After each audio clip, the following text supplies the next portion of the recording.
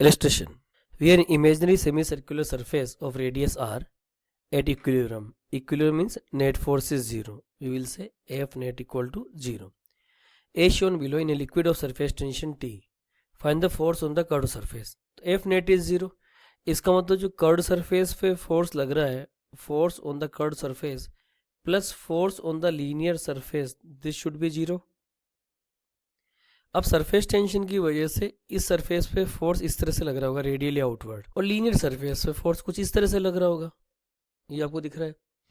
आपको निकालना force on the curved surface. तो force on the curved surface is given by negative of the force on the linear surface.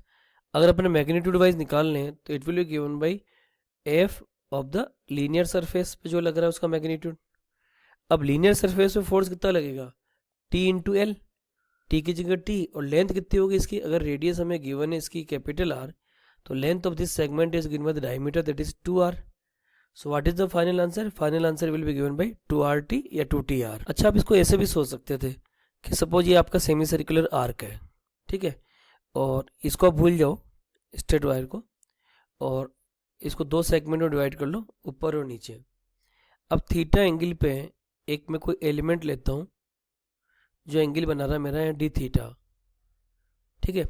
तो यहाँ पे जो सरफेस टेंशन का फोर्स इधर की तरफ लगेगा, इसकी लेंथ है अगर डी एल, तो कितना लगेगा, T into D L. Similarly same element theta angle पे और डी थीटा एंगल का मैं यहाँ पे लूँगा, उसकी भी लेंथ कितनी होगी, डी एल, तो इसका सरफेस टेंशन फोर्स इधर लगेगा टी डी एल. अब अगर ये थीटा है तो all of you know this will also theta. तो यहाँ पे आप क्या लिखोगे, T D L cos theta, और वर्टिकल डायरेक्शन में क्या आएगा आपका T D L sine theta.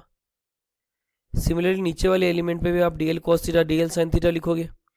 इसको आप लिखोगे this is T D L cos theta and this is written as the T D L sine theta. यहाँ तो लॉजिक आपको फील हो गया. अब देखो T D L sine theta T D L sine theta cut गए, तो net force जो इस साइड में लग रहा है on the curved surface, force on the curved surface will be written as the integration TDL cos theta. ये बात आपको फील हो गई होगी. Finally will write it is going by T. DL को क्या लिखोगे, आर डी थीटा, तो डीएल की जगह आर लिखोगे और डी थीटा अंदर रखोगे, क्या हो जाएगा, कॉस थीटा डी थीटा. अब थीटा की लिमिट क्या आ जाएगी यहाँ पे, -π/2 से +π/2. Further we can write limit of integration can change, या नहीं चेंज करोगे तो भी सोल्व कर लो. T into r cos theta का इंटीग्रेशन करो, कितना आ गया आपका साइन थीटा, और लिमिट लगा लो यहाँ पे -π/2 to +π/2.